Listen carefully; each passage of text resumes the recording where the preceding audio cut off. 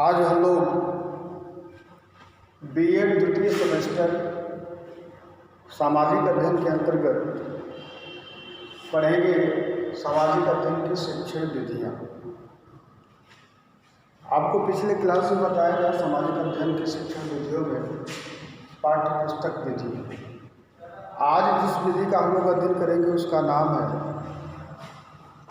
कहानी विधि।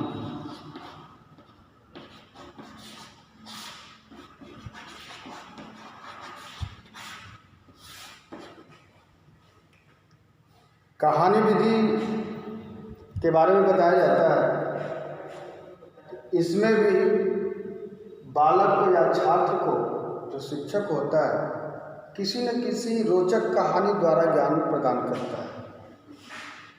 अर्थात कहानी एक ऐसी विधि होती है जिसमें मनोरंजन के साथ साथ बालक को ज्ञान का अर्जन किया जाना होता है। बालक ज्ञान भी ग्रहण करता है और उसके मनोरंजन का कार्य भी चलता रहता है। अर्थात कह सकते हैं कि कहानी विधि एक ऐसी विधि है जो बालकों या छात्रों के अंदर उनके नैसर्गिक शक्तियों का विकास करता है। नैसर्गिक शक्ति का मतलब जो मूलभूत शक्तियाँ होती हैं, जैसे उत्तेजना, संवेग, क्रोध, प्रेम, दया, उपकार, सहयोग, ये सारी क्रियाओं का डेवलपमेंट होता है जिस विधि के द्वारा उसका नाम होता है कहानी विधि। अब ये नैसर्गिक शक्तियों का विकास होता कैसे? जैसे शिक्षक ने किसी एक कहानी को सुनाया बालकों को, और बालक क्या करता है, उस कहानी को बड़ी तल्लीनता से सुनता है।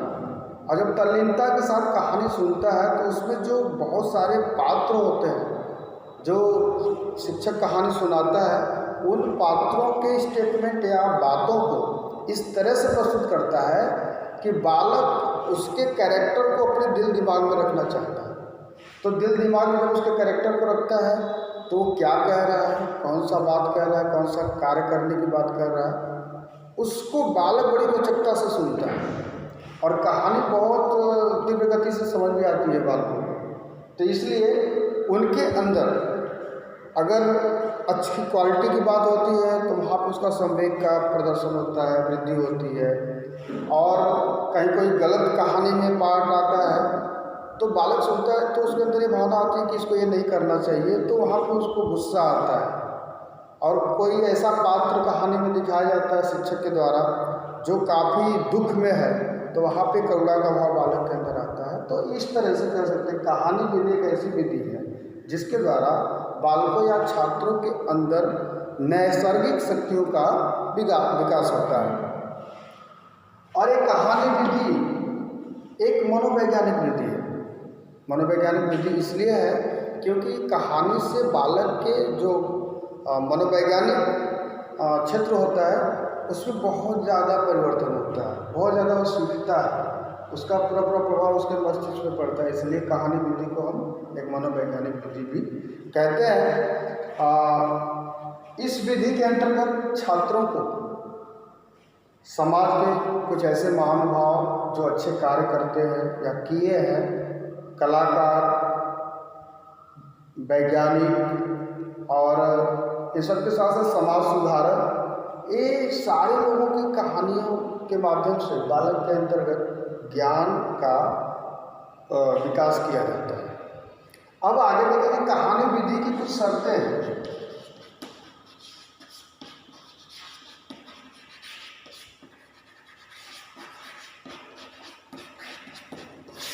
मतलब कहानी विधि बालक को सिखाया जा सकता है, उसके ज्ञान में वृद्धि की जा सकती है, लेकिन कहानी विधि में कहानी हो कैसे, उसकी कुछ शर्तें हैं। जैसे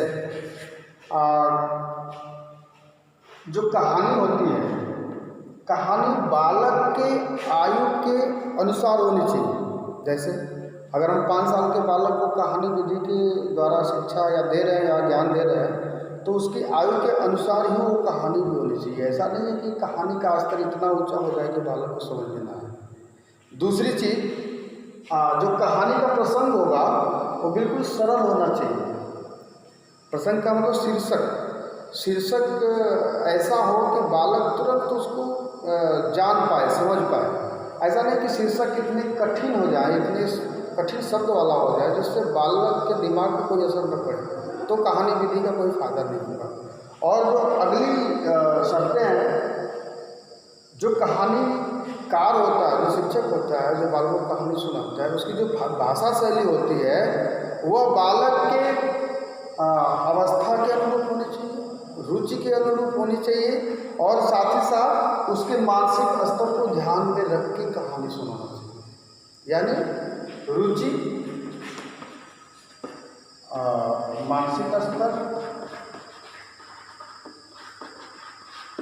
और अवस्था, इन तीनों चीज़ों को ध्यान में रखकर ही कहानीकार को या शिक्षक को कहानी विधि को अपनाते समय अपनी भाषा शैली का इस्तेमाल करना चाहिए, तभी जाके ये कहानी विधि सफल हो सकती है। अगली जो शर्तें हैं, जो कहानी हो वो बालक के लिए ज्ञानवर्धक तभी हो सकती है जब वो क्या हो, अर्थपूर्ण हो और वास्तविक। यानी कहानी विधि तभी सफल मानी जाएगी जब वो अर्थपूर्ण और वास्तविकता से लबरेज हो, अन्यथा कहानी विधि वहाँ पर फेल कर जाएगी। अगली जो शर्त है, कहानी ऐसी हो जो छात्रों को सक्रिय बनाने में सहायता प्रदान करे। अब कहानी इतनी नीरस नहीं होनी चाहिए जिसमें बालक बिल्कुल अपने आप को सक्रिय न कर सके, तब उस विधि का कोई मतलब नहीं, उस कहानी का कोई मतलब नहीं रह जाता। इसलिए जो अगली शर्त है, कहानी ऐसी हो जो बालक को के अंदर सक्रियता का निर्माण करे, सक्रियता पैदा करे। अगला जो शर्त है, शिक्षक को जो कहानी विधि अपना रहा है, बालक को ज्ञान दे रहा है, उसके अंदर अभिनय कला का ज्ञान होना चाहिए। अभिनय कला का ज्ञान इसलिए ज़रूरी है कि एक कहानी में बहुत सारे पात्र होते हैं और हर पात्र का अलग अलग स्टेटमेंट होता है, अलग अलग भाषा शैली होती है। जब शिक्षक के अंदर अभिनय कला होगा तो जिस पात्र का वो स्टेटमेंट बताएगा उसकी भाषा में बताएगा, तो उस भाषा के तरीके से बालक के अंदर उसका इफेक्ट पड़ता है, प्रभाव पड़ता है, तो ये समझ पाता है। जैसे कहानी का कोई पात्र गुस्सा में स्टेटमेंट दे रहा है तो बालक को भी पता चलता है कि नहीं, ये पात्र गुस्से में बात कर रहा है, तो उससे उसके अंदर ज्ञान होता है। अगली जो शर्त है, शिक्षक को कहानी जो विधि को अपना रहा है, शिक्षक को इस शर्त का निश्चित रूप से पालन करना चाहिए कि कहानी सुनाते सुनाते उसको उस कहानी का लक्ष्य बिल्कुल पता होना चाहिए, तभी जाके उस कहानी विधि के द्वारा बालक के अंदर किस ज्ञान का निर्माण कर सकता है, ये निश्चित हो सकता है। और नहीं तो क्या होगा, अगर कहानी का लक्ष्य निश्चित नहीं होगा तो हम ये नहीं जान पाएंगे या शिक्षक ये नहीं जान पाएगा कि बालक के अंदर किस तरह के ज्ञान का विकास हुआ है या हो सकता है। अब आगे हम देखेंगे कहानी विधि के लाभ।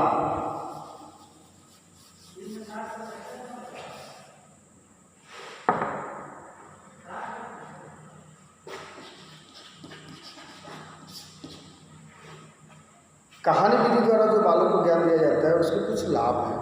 जैसे नंबर 1 लाभ क्या है, कहानी विधि द्वारा बालकों को बड़ी सरलता से सिखाया जा सकता है, ज्ञान प्रदान किया जा सकता है। क्यों? क्योंकि कहानी में बालक का इंटरेस्ट होता है, वो आनंदमयी ढंग से कहानी को सुनता है, तो सुनने के दौरान वो सीखता भी है। तो कहानी विधि से ये लाभ है कि वो बड़े शीघ्रता से और सरलता से ज्ञान का अर्जन करता है कहानी विधि द्वारा। दूसरा, कहानी विधि से बालक के अंतर्गत स्मरण,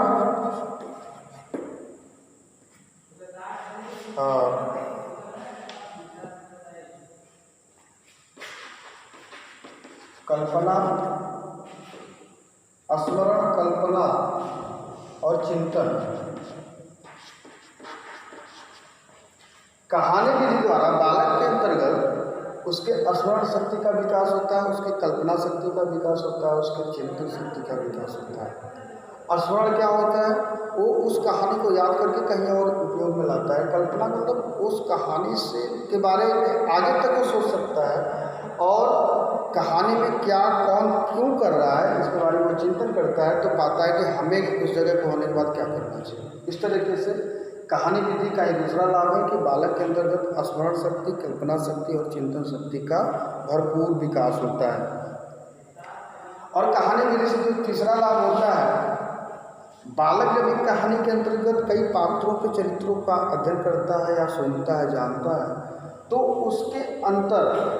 उसके अंदर ये एक विचार का निर्माण होता है कि हमें कब क्या करना चाहिए, ये वो समझना चाहता है। तो इसे कह सकते हैं कहानी विधि से बालक के अंतर्गत सामाजिकता और नागरिकता के गुणों का विकास होता है। वो हमेशा अच्छे बनने की कोशिश करता है। जैसे एक बालक कोई फिल्म देखता है तो हमेशा हीरो को फॉलो करता है, क्योंकि हीरो क्वालिटी गुणों का प्रदर्शन करता है, और जो क्रिमिनल होता है उसको त्यागता है कि हमें ऐसा नहीं करना चाहिए, हमेशा वो हीरो बनना चाहता है। तो इस तरीके से उसके अंदर सामाजिकता और नागरिकता का निर्माण होता है, विकास होता है। और अगला जो इसका लाभ है, कहानी विधि एक ऐसी विधि है जो छोटे स्तर के बालकों के लिए एकदम सटीक उपयुक्त है, और यही एक विधि है जिससे छोटे स्तर के बालकों को पूर्णतः ज्ञान देने का कार्यक्रम किया जा सकता है। तो ये रहे कहानी विधि के 4 लाभ।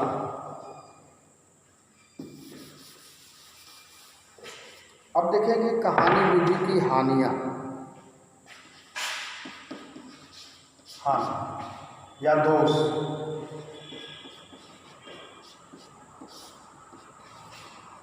हर चीज़ के कुछ गुण होते हैं तो कुछ अवगुण भी होते हैं। कहानी विधि का जो पहला दोष है, यह बड़ी कक्षाओं या बड़े स्तर के बालकों के लिए क्या है, अनुकूल।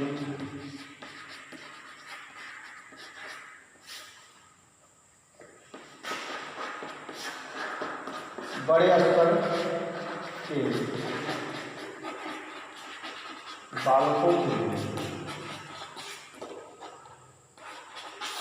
बड़े स्तर के बालकों के लिए यह विधि क्या है, अनुपयुक्त है, वो निरस हो जाता है। ये छोटे स्तरों के बालकों के लिए बड़ी सटीक विधि है, इसलिए इसका पहला दोष है कि बड़े स्तर के बालकों के लिए उपयुक्त नहीं है। दूसरा दोष, कहानी चूँकि कल्पना आधारित होती है, हर कहानियों में कल्पना बहुत ज़्यादा होती है, कल्पना पे ही वो कहानी आधारित होती है। तो कभी कभी होता क्या है कि कहानी में जो काल्पनिक तत्व होते हैं उनकी ज़्यादा से ज़्यादा अधिकता क्या करती है, कहानी को अवास्तविक और अविश्वसनीय